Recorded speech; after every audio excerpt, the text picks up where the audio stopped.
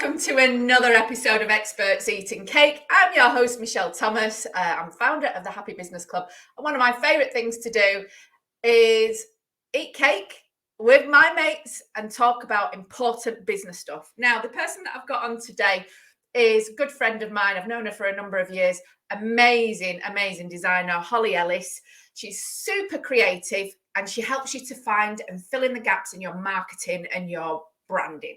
And what she does is absolutely magic because she magics up this big bunch of ideas and they totally hit the spot to make sure that you can show who you are and who you really want to be. One thing that I know about this woman is she has 1 trillion ideas a day. And I know this because she's constantly voice noting me with these messages about these ideas that she's had. And, you know, when you get two people like that in a room, it kind of messes with your head a little bit. But we're going to mess with each other's heads today, I think. Come on, where are you, Hollie? Hello. Hello, darling. Yay. Hello. Oh, you're looking nice and brown. Yes, thank you. Where have you been? Where have you been? Where have you been? I have been to Lanzarote for a week. Oh, so jealous. And then you come straight back and you get right stuck into eating cake. Absolutely. It's the way forward. It absolutely is. You know, what's the point of living if you can't do stuff that you like? And everybody likes eating cake. Well, everybody that I know. Show me your cake. Show me your cake. So I have got a lovely little cupcake. Oh, that's so cute. It is, isn't it? It's quite dinky, actually. It fits perfectly in the plate as well. So, yeah. Yeah, you could probably fit another 5 of them in that plate. Well, no, I was actually really tempted to put a second one on, and I thought, no, I'm going to look a bit greedy, aren't I? Eating 2. No, that's the backup cake. You need a backup cake. Oh, okay. Backup cake. I'm flying by the seat of my pants today because I haven't got any backup cake. I've got 3 calls and 3 cakes, and that's it. That's all I've got in the house. So I've been very, very strict with myself. Didn't get any backup cake, and I've not been eating. Well, I did eat cake yesterday. I took some cake out the freezer last night and ate it frozen. Nice. Oh, nice. I bet that was quite good, actually. It was nice big chunks of chocolate in it. And this is what I've got. Can you see it? Yeah. It's got little raspberries at the bottom and some chocolate. It's homemade because everything's gone to the bottom, but it's still quite soft. My lovely husband made it for me on Sunday because he likes to bake me a cake these days. And I'm requesting for raspberry and white chocolate, and that is exactly what I got. So let's be eating cake. Come on, cheers. Can I just say, I know a great recipe if he wants to give it a go. It's on the BBC Good Food website, which is amaretti and raspberry cake. And Send me the link. Amaretti biscuits. It is amazing. Just send me the link. Oh, I like that. Right, okay, so let's do a cheers. Oh, cheers. Cheers. I've got to get into mine first. Trying to unwrap it. This is the thing with cupcakes. They're getting difficult to get into, aren't they? Hang on. Why? Cheers. Cheers. Oh, this is really nice. It's they made it on Sunday. It's still moist. Oh, in fact, I think it's better today than it was when he first made it. I'm just checking for mold. I end up eating moldy cakes. Hold on. No, there's no mold. It's good. Oh, good. No food poisoning then. I've probably had food poisoning and not even known about it. This is actually really nice as well. This cupcake, actually, I was pleasantly surprised. It is nice. I've just eaten the bottom of it where all the raspberries and the chocolate were. I'm going to save that for later. Nice big chunks of. Oh, I just love my husband so much. He's such a good lad. I mean, that's very kind as well, isn't it? To bake you a cake. No, I don't think very many husbands would do that, would they? Well, I don't even ask him. He just says, right, what cake do you want this week? I'm going to make this week. And because I always tell him if I've got guests on. So I think that's just his little cue to say, right, I'm baking a cake then. Love that. He doesn't expect me to bake it, which is a good job, really, because I don't really bake cakes. I just eat them. Yeah. Well, somebody's got to. Yeah, well, somebody's got to eat them. And Why not me? Anyway, I've known you for quite some time. I think you're phenomenal. And we've worked together on several occasions, and you were there right at the birth of the Happy Business Club. Yeah. Because you helped me with the branding, and you actually we created the brand together, but you were the one with all the ideas, and you invented the party pineapples, didn't Yes, you? yes. They're just epic. They are amazing, definitely. And then when I had this idea of creating the Happy Business Express, and I had no idea how to put together a template for a magazine, who did I go to? I went to Hollie. Created the first template, the first version, and that was my starting point for creating the Happy Business Express. And for that, I will be forever grateful. It saved me a lot of stress and heartache. Now, what I absolutely love about you is that your superpower is hidden. You don't shout about your superpower very often, I don't think. No. I think you should be shouting some more.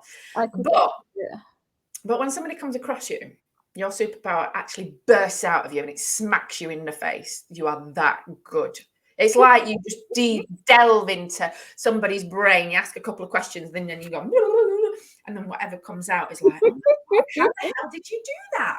Yeah. So tell me the story of how you actually created this superpower and how you actually do this. I'm intrigued. Well, I think it goes back to when I was a young girl. So I was always really kind of creative as a young girl. Like I used to do all sorts when I was younger, and I don't really talk about it too much, but I used to like be really arty and really crafty. So like I used to do things like finger knitting. I used to try and make my own perfume out of rose petals. I think we've all done that. Yeah, it never worked. Tell me if I would love for somebody to tell me that it actually worked for them. It never worked. It stunk instead. It was like, oh, yes. That is horrible. In fact, I can remember the smell quite vividly. And if I ever came across it again, I'd know exactly what it was. Yeah. I used to do like cross-stitch embroideries. I used to do origami. I used to make balloon animals as well, like, balloon artists. I used to do that. Wow. I used to do all sorts, like just proper crafty kind of arty stuff. And then I was really into like painting and drawing and stuff like that. So actually, when I was younger, I wanted to be an artist. Wow. You are? Yeah, in a way, yeah. I am, yeah, just in a not in the traditional sense. So like I remember coming back from school one day and I said to my dad, I know what I want to do, like as a career, I want to be an artist. And then my dad was like, how are you going to make any money? And I was going, sell my art. And then he was like, I don't think it's as easy as that. And I was going, really? And he just went, I think you need to think about it a bit more. So I was like, all right, okay. And then options came up for AS levels and graphics was there as an option. And I hadn't done graphics before for GCSE. And I looked at the requirements for it and I thought, oh, that sounds really good. I'd quite like to go for that. So I went for that, having not done it at all, really. And then within the first few weeks, when I realised what it was, I was like, oh, I really like this. And then all of a sudden, it was almost like, how some people are naturally skilled in certain areas? Yeah. That's my natural skill. So I was naturally getting like 98 out of 100 on pieces of work and stuff. Yeah. And then I was really getting into it. And the thing that got me was the idea behind it. So like with graphic design, it's very concept driven. So like with that, what really excited me about it and kind of almost empowered me with it was the fact that you can visually represent a concept without there being any words there at all. So you can do it all through imagery and pictures. And then when I realized that, and I realized how exciting it was for me that you can actually do that and in a very clever way, it was from then on, then I thought, oh, hang on, this could actually be a career. So then I Googled it, had a little bit of research, went back home from school one day, went, Dad, I know what I'm going to do. And he went, what? And I said, I'm going to be a graphic designer. And he went, that's more like it. Carry on. You got to do what your dad tells you. Jesus Christ, if I did what my dad told me, I don't know where the hell I'd be, because he's told me some very strange things over the years. Sorry, Daddy. I love you. So what are the kind of people that you actually like to work with the most? Apart from me. Well, yes, obviously you're my number one. So I think pretty much the most of my clients that I work with are women in business. I do work with men, but it's mainly kind of like 97% of my clients are women. And they're all kind of multi 5, 6, and 7 figure entrepreneurs as well. So I work with that kind of level of clients. And they're mainly in two areas. So I've got clients that are in the coaching and consulting industry, but then I also have clients in the health, beauty, and wellness industry as well, because actually that's something that I'm interested in. Yeah. So, and I think that's my biggest thing as well, is if you can help. So, like, I love people who help other people feel good about themselves, like give them a confidence boost, whether it is through, like going to a beauty salon and getting a massage or getting your nails done or something, and it gives you that boost of confidence and makes you feel so good about yourself. Yeah. And stuff like that. So I work with loads of clients in that arena. So like I've got clients who have like wellness centers. I've got clients who do like Pilates classes, yoga instructors, and then like the beauty kind of arena. I've got like clients who have beauty salons, hair extension companies, that kind of thing as well. So, and they're all lovely as well. Like they're all so down to earth, so lovely. And they do it because they love it as well, which is what I love. Yeah, and you do a lot of their stuff for them and with them. And they pay you quite a lot of money to do that, but you also like to be in the arena of small businesses as well. You like to get to know people, you like to help people with in terms of their small businesses. So the common and garden small business owner, so we're not talking high-flying 6-figure business owner, we're talking common and garden, got a small business, purpose driven, wants to make a difference to the world. What are the main things do you think that they need to really get to grips with in terms of creating a brand, a visual brand, and a personal brand? Oh, that's a good question. So I think in terms of a business brand and a personal brand, you kind of have to, first of all, get clarity on which one it is that you want. But I think a lot of business owners think about the here and now, and they're not necessarily forward thinking that much.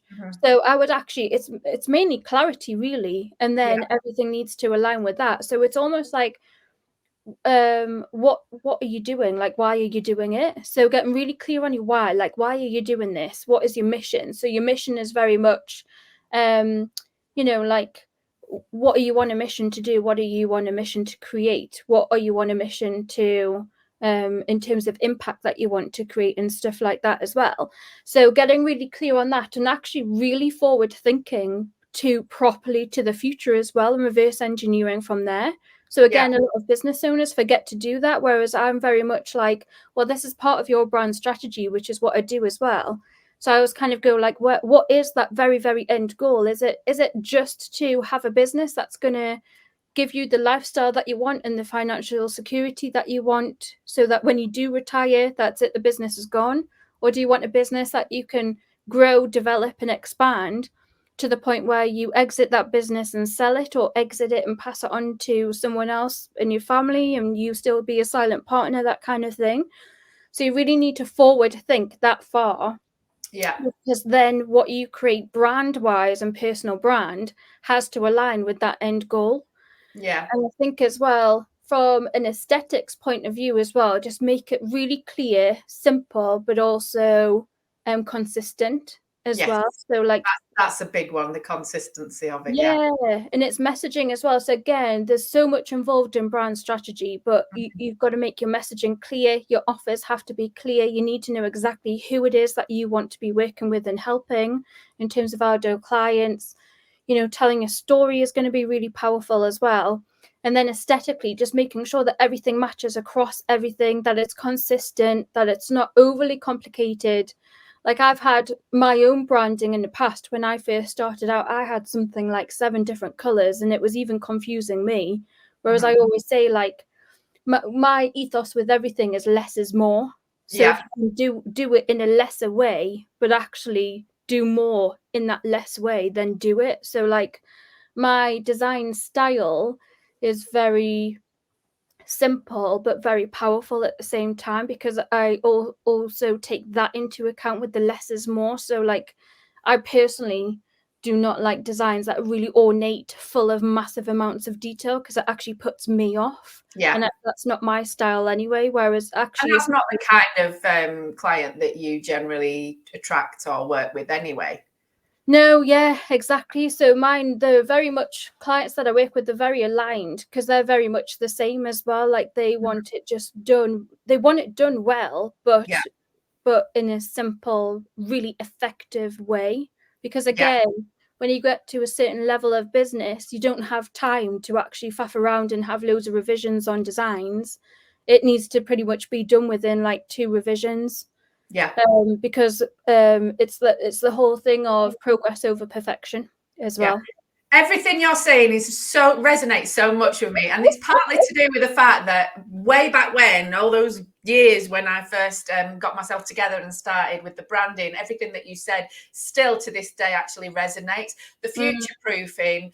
Do you know what? I think it can be hard it's hard to see, 1 year into the future, never mind 5 years or 10 years or, retirement age if you're quite young. It's really difficult to do that. And I think one of the things that when we started working together, we did a whole a coaching package around making sure that you got the right information from me, and I actually sat down and thought about what all these things were, and you guided me through it. And this was the really, I think, the important part of it. You guided me through it. I didn't have to worry too much about what the outcome would be, because I knew that you would make it right for me. But for you to take my hand, and I remember that blooming questionnaire. Oh my God, it took me like 3 days, and I'm good at doing questionnaires. I'm usually pretty good at 3 blooming days. I hope you made a bit shorter since then. No. But anyway, no. No. But since then, for me, what happened at the end was we both created this thing. You create the graphics, I give you the information, and together we created this branding. And on the outside, it looks like a couple of pineapples and stuff like that. But when I'm working with it, what that actually means is it gives me this structure to work with that creates the consistency that you talk about, and it makes it very clear to me. So since then, I've known what my colors are. I still haven't memorized the hex codes, but I do have them. Hold on, I've got them on my board. Yeah, so they're hex codes, and I put them on my board. Yeah, and I use them, and I've got them in my Canva and things like that. But it makes it so much easier to have those parameters to say, right, this is what I can do with. And then I have to be super creative as to how, I go beyond that.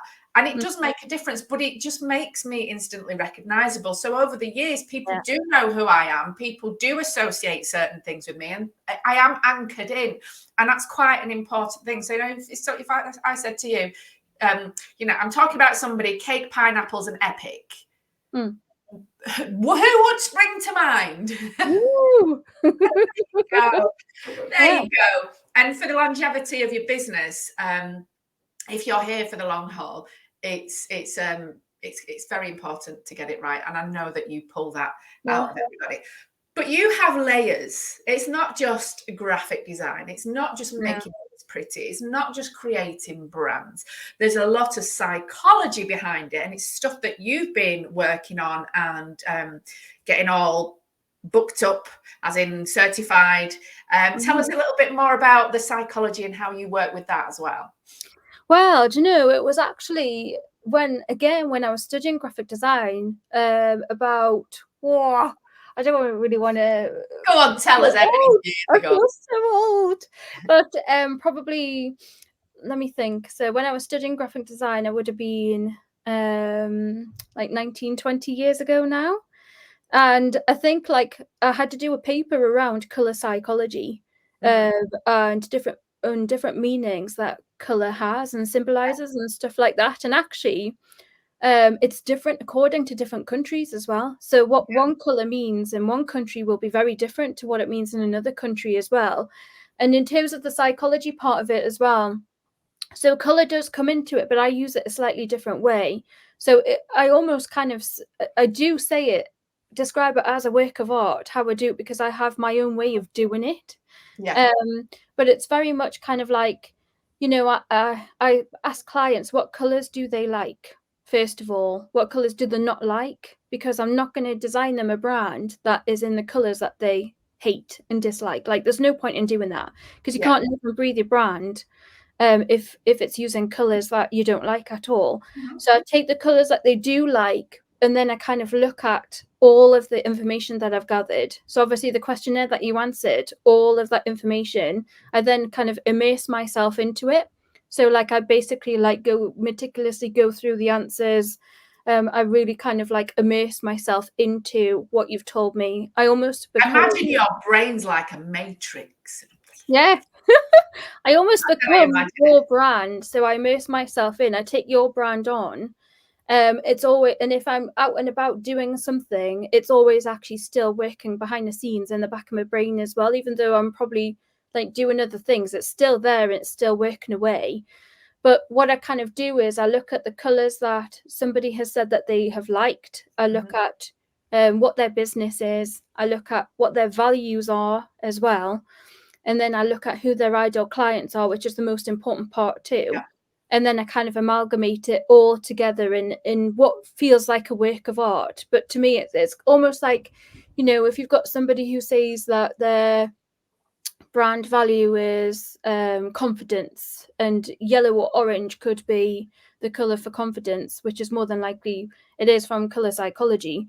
But actually they've said, oh, I don't like yellow and I don't like orange. Then I'm like, right, okay, how can I get that color, how can I get confidence out in a different color, but in a way that's aligned? So I kind of like play around with the psychology part a little bit, and then the shade of color that you use is actually really interesting as well. So like you can have like, you know, blue is meant to be like trustworthy, tranquil, but actually it depends on the shade of blue. So if you went for like a really bright blue, that's not going to say trustworthy, whereas actually a navy blue does. Yeah. And then Oh, I get tranquil, it.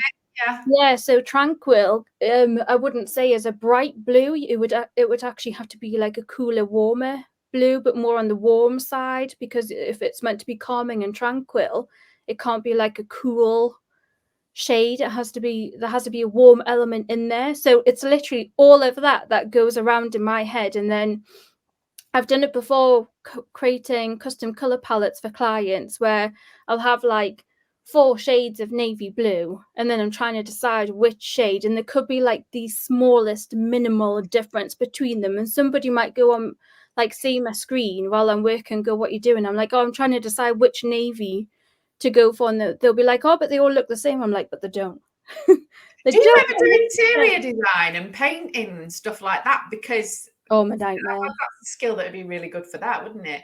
Yeah, I'm a bit of a nightmare to do with that, actually, to do with paints as well. I'm absolutely shocking, you know, like you can't be your own worst nightmare as a graphic designer. So I got my house repainted, must have been about 5, 6 years ago now. And I wanted like a specific shade of grey, and I just couldn't get it. So I was like, and I had 2 shades, and I was like, it's between that one and that one. And I can just, if I can find the And shade between the two. anybody else that looked at it was like, it's the same. Yeah, exactly. Whereas I'm like, no, they're different. They are different. I was like, that one's a bit browner, that one's a bit more cooler, and they're like, what? And I'm like, they are different.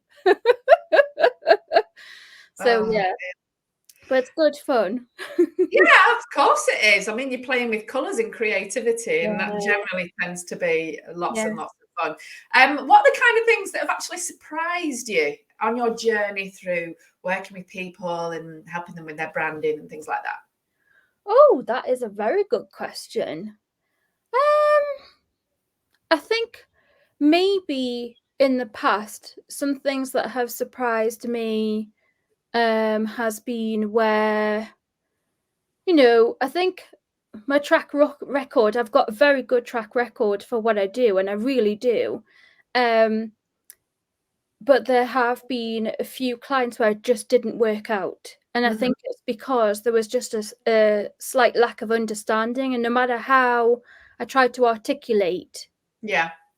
something, it didn't quite work out. And that was what surprised me the most, because I would say in the whole kind of 18 years that I've been doing this, I've maybe had 5 clients in total where it's not quite worked out. Yeah. And I remember one particular instance, I submitted like the initial designs and stuff, and they were like, oh, I don't like it, it doesn't represent me. And I was like, oh, but you know, based on the brief, this is the concept that I've came up with and stuff. And they were like, yeah, but it's not me, it's not me. And I was like, oh, but you need to realize it's not just about you, it also needs to appeal to your ideal clients as well. And that's the other thing, is if it doesn't appeal to your ideal clients, and it is 100% solely focused on you, then actually you're going to struggle to attract your ideal clients too. So again, a lot of my stuff is to do with attraction marketing, and that really surprised me because it didn't work out.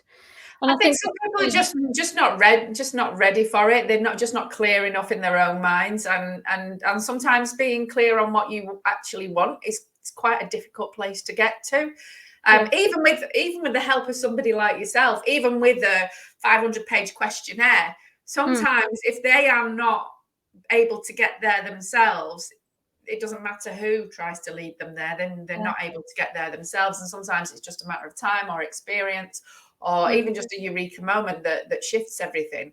And I totally get why that would happen. But yeah, I suppose it's surprising nonetheless, especially when you generally, on the whole, have such happy clients who go off and do amazing things with the branding that they, which is the starting point for everything else that they do in their business. I think in terms of surprises, I would say the only other thing that has surprised me in the past is when somebody has approached me to work with me. Because just like any other business owner, you can get imposter syndrome at any stage.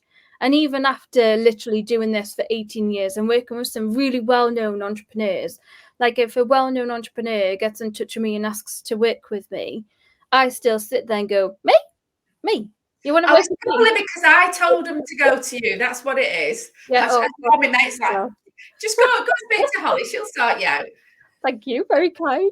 But yeah, it's funny because, and then it does surprise me because I'm like, little old me, you want to work with me? So that does surprise me. I want to work with you. You're brilliant. Well, the imposter syndrome, it kicks in sometimes, but then the other part of me goes, well, of course you want to work with me because I've got 18 years experience. I've worked with global brands. I've designed for global brands. You know, I'm working with clients who are literally cash millionaires and stuff like that. So I just think, well, yeah, of course you want to work with me. So it's almost like there's a duality to it. Yeah, I that bag of bones imposter syndrome really annoying. Yeah. It really gets on your nerves. Just flies into your head and causes all sorts of havoc. And sometimes it's just about managing how you actually speak to yourself, how you talk to yourself. And that is another thing that you've been doing, isn't it? You've been working NLP techniques, because you're an NLP practitioner as well, and working that into the whole idea of how you actually put yourself across, the branding in terms of communication and wording and the vibe that you give out. I know you've been working on that. Tell us a little bit about that as well. Yeah, so basically a couple of years ago, I qualified as a business consultant as well, because I just thought I've had my business 9 years. I think I'm quite well experienced. I think I've experienced everything in my business. So I wanted to add that to my skill set. And then at the end of last year, an opportunity came up to become qualified as an NLP practitioner. I thought, yeah, because it's something that I'd wanted to do for a while. And because of my own life experiences and stuff, I just thought, you know, if I can help more people outside of graphic design as well, then I will. So I qualified in that. I qualified at the end of January this year. Yeah. And it's just been fascinating. Like, it literally blew my mind, some of the stuff. And when something blows my mind, like, I get even more excited about it and even more like, oh my God, this is so amazing. And then I end up on a high. It's unreal what happens. And then I just love it. And it's funny because with the NLP practitioner studying, I mean, it was a hell of a lot of hours and very hardcore, because again, it's not my natural skill set. Yeah. But actually, some of the stuff that came up, I was like, oh, I do that anyway, without realizing that I go and do it. And okay, so that's got a name to it. Right. Okay, that's cool. But it's really interesting and very fascinating in terms of how people operate. Yeah. And how their brains operate and stuff like that. And again, literally, some stuff has totally blew my mind in terms of what we say to ourselves, like our inner critics, our self-talk and stuff, and actually what we don't realize the impact that is actually having on ourselves as well. So what we put out into the world, more importantly. yeah, If we're incorporating it into how we want to be visible, how we want to put ourselves out into the world and kind of impact, that does make a difference as well. How you speak to yourself, how you create energy within yourself, how you look after yourself. All of that's brain stuff. I fucking love it, me. All of the brain stuff does make a massive, massive difference. I wanted to ask you, right, this is it now. Golden nugget time. Okay. Yeah. Right, I'm going to eat my cake and you're going to tell me the one thing, if anybody walked away from watching this, the one thing that they need to have lodged in their brain in terms of branding and marketing and showing yourself for who you really are and who you want to be. What is that golden nugget? Oh, you do ask some proper juicy questions, don't you? I would say, because now I've done the NLP and stuff like that, like I had this before, but it's even more so now. It's very much believe that you can and you will. So honestly, I think in terms of seeing the success that you want to see, believe that, like, you need to truly believe that it's going to happen and then take inspired action from there. And also from a branding perspective, make sure that you set your brand up in such a way where it's a brand that you can grow into rather than a brand that you're going to grow out of. So again, like if you're so if your end goal is, to reach the elusive 6 figures, 7 figures, or as a small business owner, and I totally get this, like if actually it's to hit like 3K months or even 2K months consistently, create a brand that represents that now, so that you can grow into that, rather than grow out of your current brand and then have to rebrand and almost it's almost like create a new identity again. Whereas actually, it's like relearning, and learning takes a lot of effort. You might as well do it once and do it properly. I love that. I love that shift in perspective. I think it's amazing. I think it's something for me to go away and chew on as well as a cake. Literally. Yeah. Okay, so if people want to work with you or want to get to know more about you and what you do, because it is absolutely fascinating, and just going having a look at the kind of brands that you've worked with and how you put yourself across as well is absolutely gorgeous. What do people need to know about how you work with people and how they can get to know you a bit better? So currently I work with people 3 different ways. So one is my top branding package, which is my signature branding package, which you went through, Michelle, with me, which is Elevate Your Brand. So I've got that. That is my signature branding package. So anybody can sign up to that. How long is the questionnaire now? Do you know, it's a bit longer. There's actually more in there, and it's because of the psychology part of it. So it's even more epic, to be fair. Oh yeah, you've got to be committed. Yeah, you've got to be committed. You're skin in the game, But it'll make you think about your business in a way that you've never thought about it before, and it will empower you as well. That's the other thing. It will make you feel really empowered to get going. So there's that. Elevate your brand. Then I work with clients on retainer as well. So if anybody wants a graphic designer and brand strategist, and I also help with like attraction, content marketing, and things like that as well. Like I literally do all sorts. Then that is possible. So it's a minimum of 2 hours a month on a monthly basis. So I've got that option, and people can come to me for one-off jobs as well. So if you need something designing one-off, then you can come to me for that whenever you like as well. Oh, she's super epic. Absolutely brilliant you are. I think you're absolutely fantastic. Right, okay. One more question. Yes. Excuse me. Bless you. Tell us a secret. Tell us something that we don't know about. Tell me something that I don't know about you. That you don't know about me. Oh, you might not know this actually. So it's totally weird and random. My hair has changed its colour twice. What do Well, you mean it's changed its colour twice? yeah, I've got like, yeah. So seriously. Well, it's out. Yeah, it's really strange actually. Like this is the third color.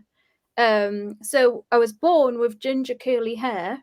No. Yeah, proper carrot red ginger curly hair, proper curls. Goodness me. Then about 5 or 6 years old, my hair literally went bleach blonde, straight. Yep, proper bleach blonde, white, straight. And then maybe about 15, 16, it then changed to this colour and it stayed this colour ever since. But There when was my hair, something yeah, weird stuff going on with you. and when I'm out in the sunshine, my hair actually goes a bit more redder and a bit more lighter as well. How So weird. I know. I don't know anybody else whose hair's done that. It's very strange. Weird sort of pigmentation. Yeah. Anyway, oh my God, that's really weird. I think, how did I start off? I started off as very, very blonde, and it just like gradually got darker as I got older. And then I found out that you can colour your hair. I was about Good. 10. And Yeah. that's when I started colouring my hair, and I've never stopped since. So I Yeah. might even be grey under here. I don't know. Well, there's another secret for you. I've never ever dyed my hair. My gosh. Yeah, never dyed it. It's my pride and joy as well. So I've never dyed it. Oh my God. So what have you got coming up this week and into the future? Anything exciting? Well, I actually have another holiday in the future at the end of the year, which is a 40-night holiday. So I'm going to be away. Last time I've done one of them. I know. I'm going to be away for Christmas and New Year, which is really exciting. I'm a guest speaker for a online summit, which is launching next week, which is really exciting as well. Which was that? Sorry, say that again. Which summit? Oh, it's called the Expansive Exposure Summit. Well, you'll have to let us know about that so we can keep our beady eyes on you. And then whatever else comes up. Really, I'm a bit of a spontaneous kind of person, so I don't like to plan. Yeah, I know. You're always going off doing all sorts of exciting things. The next thing I know is like, I'm over here. Just sit still in one place, will you? So I can have a conversation with you. This is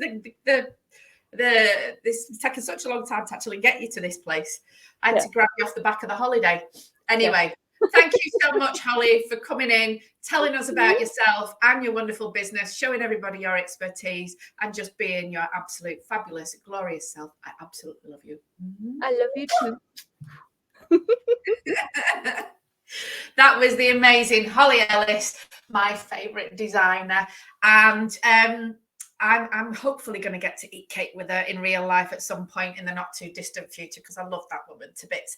Anyway, talking about getting together with other people, have you heard about my Dream Builders and World Changers event yet? It's something that's coming up at the beginning of November, at the end of this year in Manchester. It's an in-person event. I am so flipping excited about it. I'm going to meet my friends. We're going to have a party, and these people are flipping brilliant dream builders and world changers. You can't come if you're not a dream builder and a world changer. And what we're going to do is we're going to grab hold of the path to your dream and actually make it into something fun and exciting and something worth it, because there's too many things that drag us down when we're trying to build our dreams, the everyday stuff, and we don't want to be dragged down. We want to move towards our dreams. We want to grow strong. We want to kind of really embrace life, regardless of what your dream is, because you know you're going to make an impact anyway, because you're flipping awesome. So I'm inviting all my friends to come to my lovely event. If you want any information, I'm going to drop the link in the comments below, in the description. Just literally stick your name in. We'll get some information to you. And if you really fancy it, you can come and give me a squish. There's going to be, there's going to be cake. There's going to be dancing. There's going to be, I'm looking at glow sticks. I might even get a trampoline, although I can't promise that yet, because it all depends on the venue and whether we can actually do that. So if you're excited about that as much as I am, then get on that list and find out exactly what's going on. And I will probably see you there. See you later.